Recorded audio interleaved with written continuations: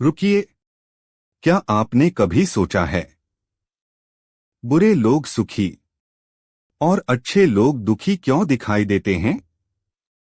क्या भगवान अन्याय करते हैं या इसके पीछे अष्टावक्र गीता का कोई गहरा रहस्य छिपा है?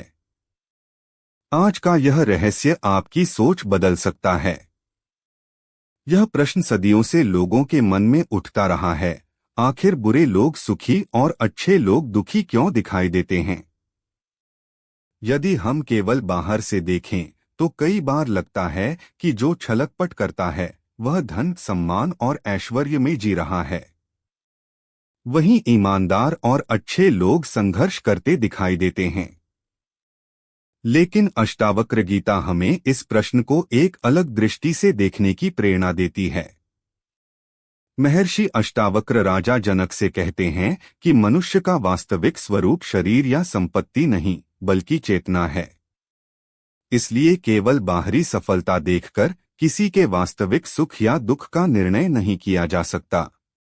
जो व्यक्ति भीतर से भय, लालच, क्रोध या असंतोष में जी रहा है वह बाहर से समृद्ध दिख सकता है, पर आवश्यक नहीं कि वह भीतर से भी शांत हो।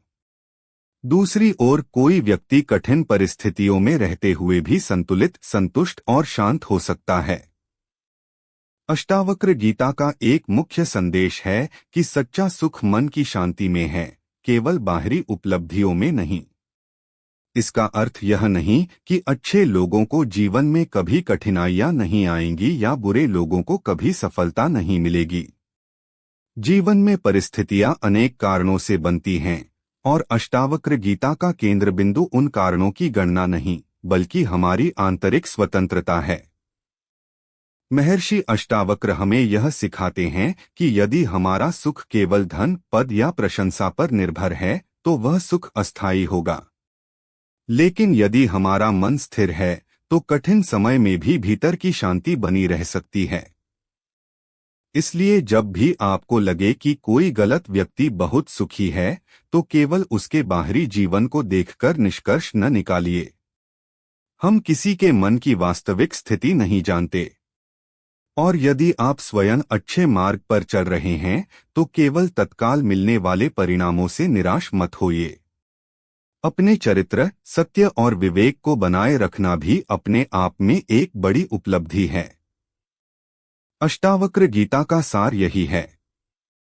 बाहरी संसार बदलता रहता है, लेकिन जो अपने वास्तविक स्वरूप को पहचान लेता है उसका सुख परिस्थितियों पर निर्भर नहीं रहता।